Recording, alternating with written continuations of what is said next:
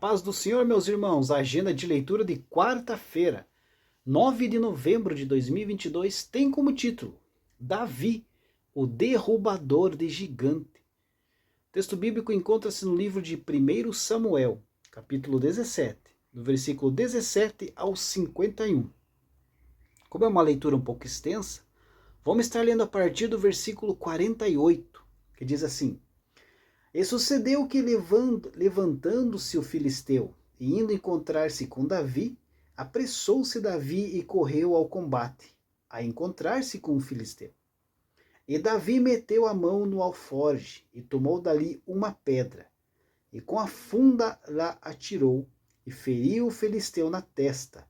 E a pedra se lhe cravou na testa e caiu sobre o seu rosto em terra.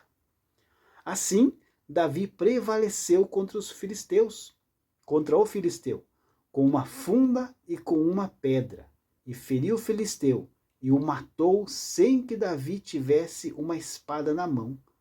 Pelo que correu Davi e pôs-se em pé sobre o filisteu, e tomou a sua espada, e tirou-a da bainha, e o matou, e lhe cortou com ela a cabeça.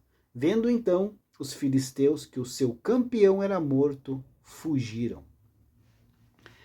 Queridos, quando Davi lutou com Golias, ele ainda se dividia, entre os afazeres na corte de Saul e as suas obrigações com o rebanho do seu pai.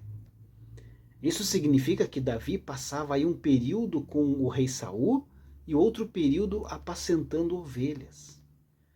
Quando era solicitado pelo rei de Israel, Davi deixava o seu rebanho com alguém de confiança e seguia para o acampamento de Saul.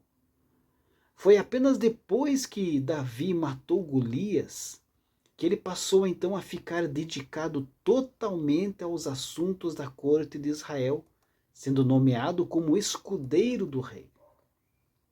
Então, antes da luta, Davi não era um soldado oficial, e humanamente falando, não era alguém aí qualificado para enfrentar o gigante filisteu. Na verdade, em termos humanos, não havia ninguém que fosse páreo para uma luta individual com Golias. E Davi era provavelmente, então, o menos indicado. Davi era um jovem comum, e segundo alguns cronologistas, ele não tinha mais que 21 anos de idade quando lutou com Golias. Davi tomou conhecimento do desafio de Golias quando ele foi enviado por seu pai para levar suprimentos ao acampamento de Israel. Os irmãos de Davi estavam no campo de batalha.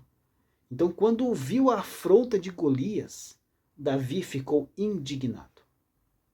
Diferentemente dos soldados israelitas que fugiram de medo de Golias, Davi considerou que não havia o que temer.